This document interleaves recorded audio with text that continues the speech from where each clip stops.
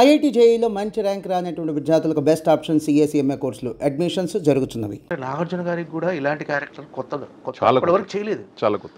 నిజంగా ఒక రకంగా నాగార్జున గారు ఒప్పుకోవటం కూడా చాలా surprising. No it's a surprising. He is come to a different జానర్లోకి వచ్చినారు. డిఫరెంట్ యాజ్ ఎ హీరో కాకుండా ఇంకా క్యారెక్టర్ చేద్దాము అనే ఫీలింగ్లోకి వచ్చారు. It was the first time. So we also never thought that he'll do. Shekhar మేము we requested him, Shekhar garu ఇట్లా ఏదో లైన్ చెప్తారన్నాక ద కనెక్షన్ విత్ సునీల్ గారితో కూడా బాగుంది కాబట్టి హీ టోల్డ్ ఇట్లా వచ్చి చెప్తా అంటున్నట్టు లే I'm interested to work with Shekhar garu అనేది first policy. Then he heard the story, then he said yes, we were happy all. అంటే ఈ క్యారెక్టరైజేషన్ని, ఈ క్యారెక్టర్ని నాగార్జున ఫ్యాన్స్ ఎలా రిసీవ్ చేసుకుంటారో టెన్షన్ ఉండేనా సార్ మీకు?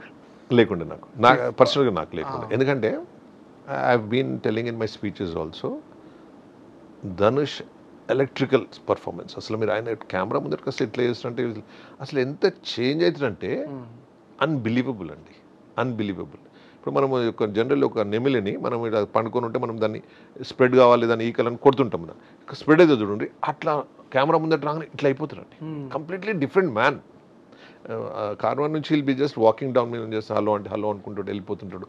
But when comes in the camera completely ఇట్లా చేంజ్ అయిపోతాడు మనిషి. So that is one great thing of this thing. Nagarjuna గారిది ఎంత settled acting. Most probably he has not done this kind of roles, settled different characters, 3 shades ఉన్న character will be changing. He is a very sincere officer. How he goes to bad times, how he changes into grey, then how he sacrifices things అనేది చాలా different shades ఉన్నాయి కాబట్టి he like it. I think అంటే మొదట్లో Nagarjuna character receive చేసుకుంటారని confidence ఉండే? 100% నాకైతే confidence ఉంది. చాలా రియల్ లొకేషన్లో షూట్ చేశారన్నారు సార్. అంటే రియల్ లొకేషన్లో షూట్ చేయడం అనేది కొంచెం టఫెస్ట్ జాబ్, చాలా టఫ్. ఎందుకంటే అక్కడికి వచ్చే క్రౌడ్ను కంట్రోల్ చేయాలి. డెఫినెట్గా shooting we had very tough time and the people who work for it also had a very tough time. చాలా టఫ్ టైమ్స్ ఉండే మాకు. ఇప్పుడు ఆ ఇంపాక్ట్ కానీ ఆ రిజల్ట్ కానీ మనం కరెక్టే చేసామని అనిపించిందా స్క్రీన్ మీద చూసుకున్న తర్వాత ఆ రియల్ లొకేషన్లో షూట్ చేయడం? Sir when you get good results ఇవన్నీ మనకు కరెక్ట్ చేసినామనే అని ఫీలింగ్ వస్తుంది. అదే బ్యాడ్ రిజల్ట్స్ ఉంటే వీ థింక్ అరే how did we do so much mistakes, ఇంత ఇట్లా ఎందుకు చేసినాం అనిపిస్తుంది. But definitely Shekhar garu generally real లొకేషన్స్ని he prefers. His films are like that and we have taken this. But in Bombay it was really tough. చాలా కష్టపడ్డారు అందరు, మా వాళ్ళందరూ. యాజ్ ఎస్పెషలీ మన మేనేజర్స్ అండ్ మన కో డైరెక్టర్స్ వీళ్ళంతా చాలా కష్టపడ్డారు. యాజ్ ఎ ప్రొడ్యూసర్గా మీ ఇన్వాల్వ్మెంట్ ఎంతవరకు ఉంది సార్ ఈ సినిమా మేకింగ్లో? In which way? See as a film managing the shooting itself is that thing. ఇది మన it's a responsibility and marketing is one big responsibility. And ఇవాళ producer marketing is a big responsibility because the budgets are so high. How do you market it? Generally ఏదైనా hero 10 కోట్లకు ఉన్నాడు అనుకోండి, మనం ఆయనతో 50 కోట్లు పెట్టి సినిమా తీస్తాం అనుకోండి. So we have to 5 times sell the film what he has been selling కదా. That is a big challenge. చాలా మంది గ్రైన్స్ లేరు. That's a biggest challenges in this film is that. అంటే బడ్జెట్ని కంట్రోల్ చేయడంలో యాజ్ ఎ ప్రొడ్యూసర్గా we never thought of controlling sir. Shekhar garu ఏది చెప్పినా అది చేసిన. అంటే బిఫోర్ సెట్స్ మీదకి వెళ్ళే ముందుకు ఒక బడ్జెట్ అనుకుంటారు సార్? అదే అనుకున్నాము. But when it comes to the shooting we went all out. Okay, మరి ఏది అనుకుంటే అది చేసినాం. సాధారణంగా అంటే ఏ సినిమా కూడా ఆన్ పేపర్ ఉన్న బడ్జెట్లో అవ్వదని అంటారు సార్. ప్రొడ్యూసర్గా మీ ఫీలింగ్ ఏంటి అసలు సాధారణంగా జరిగే బయట సినిమాలు ఏ సినిమా అయినా? Big films don't happen I feel. Small films sometimes it happens. Big films never happen like that. ఎందుకు సార్?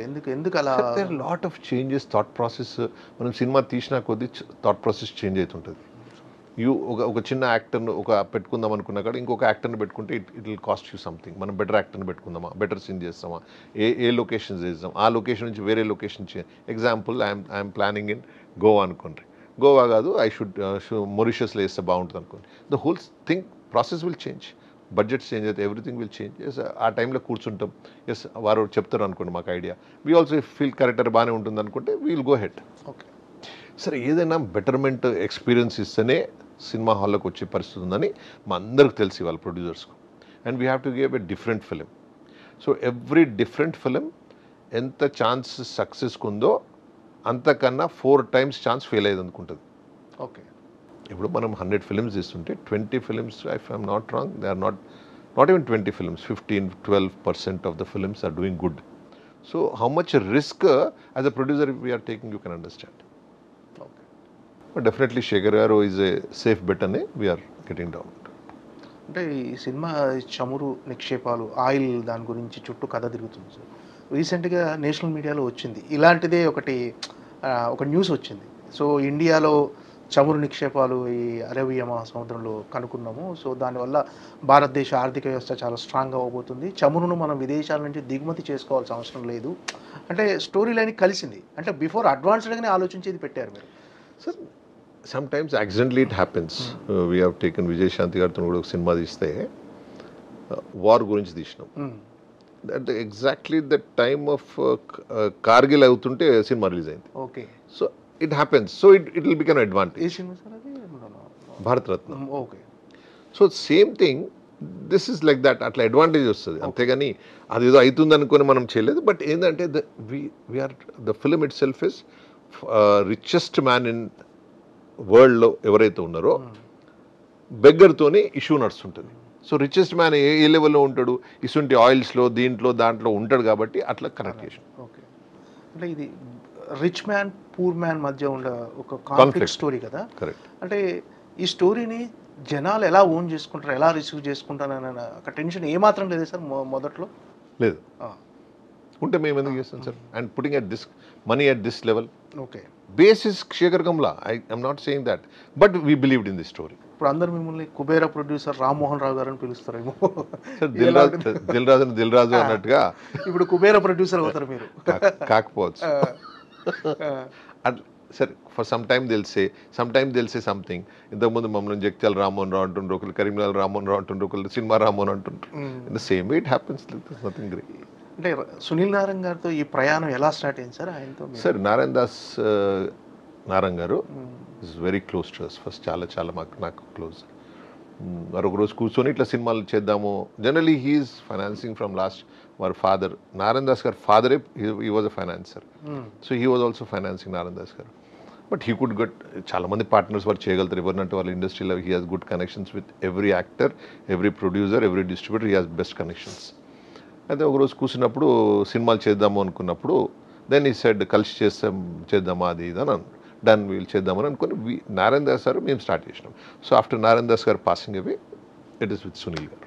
ఎలా ఉంది సార్ ప్రయాణం? Wonderful journey sir. సినిమాలు తీసుకుని అంటే from last 30 years we're in this line. ఎవరెవరు కొన్నిసార్లు తీసినాం. But this is the best time I'm going through.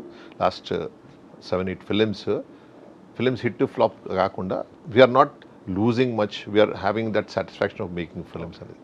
అంటే బెటర్ అవుట్పుట్ కోసం కానీ ఏదైనా విషయంలో మీ ఇద్దరి మధ్య ఆర్గ్యుమెంట్స్ జరుగుతుంటాయా?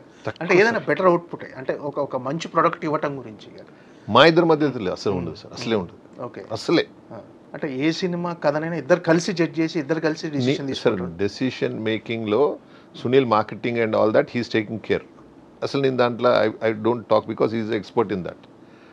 స్టోరీ మధ్యలో ఇప్పుడు శేఖర్ గారు అనుకో మేము చేసే పెద్ద పని చాలా తక్కువ ఉంటుంది. He will take everything care of everything.